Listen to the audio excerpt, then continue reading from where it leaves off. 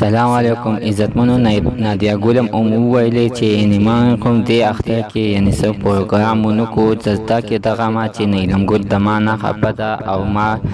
ما په نیلم ګل خبره کوي چې یعنې دا یوه رنډۍ جینۍ ده او خپل خاونې چلوي. عزتمن د دې ویډیو نه مخکې زه تاسو ته دا یوه دا یادګینه کوم تاسو کو چې زموږ په دې چینل کې نوي وئ حتما دسه زموږ همدا چینل دسه سبسکرایب کړئ، خوا کې ورسره د ډلې نشان ووایه چې ښه یوه نوي معلوماتي ویډیو تاسو ته په اسانۍ باندې در ورسي. عزتمنو نادیا ګل وایي چې یعنې څه کار یې خو ما د اختر پروګرامونه مو نه کړ،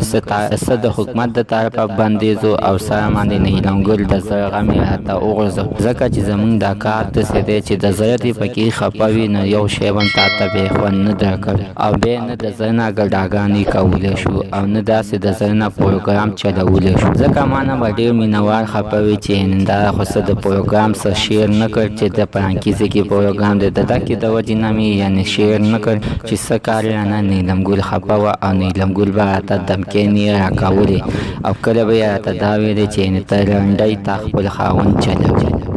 نادیا ګل چې دی نیلم ګل ته بیا یو جواب ورته ورکړو چې ښه زه اوس رنډۍ شولم، تر اوسه پوهېږم چې تا سره کې یو ځای خپله زندګي کوله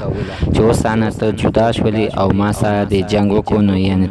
اوس ته مو راپسې دغه خبره کوې چې یعنې تا م اوس خپل خاوند چلوي. نو ته کومه داسې ښه چینۍ چې یعنې تا خو به م اوس په ځان سره به بیا هم خپل خاوند دغه ډېره ګزاره کوله، تا سره خو بیخي خپل خاوند یعنې څه ګزاره نه کول، چې کوم ځای کې به چې ورته چا ټلیفون وکړو او لسو شلو ته به یې نه کتل او ته به یې ورغوستې شپو له دوو له دریو له هفته دې مو سره تېره کړې ده او ته اوس ما ته وایې چې یعنې ته رنډۍ، یعنې ما سره خو بیا هم زه خپل خاوند یعنې دومره ګزاره کوي، تا باندې فیلډو څه واګې نه دي راټینګې کړي، تا خو هر ځای ته چلولو ته بوځي، بیا چې راشي او بیا ما سره هلته کې دغه خپل غم راسره هلته کې شریک کړي، بیا ما ته وایه چې ما سره د شپې داسې دومره ظلم وشو دومره ظلم وشو، زه درته وایم خیر دی ځه بس خیر دی ګزاره کوه، یعنې زه نه کوي به نادیا ګل یم چې تا به راسره خبرې شریکولې او اوس تا ما ته وایې چې یعنې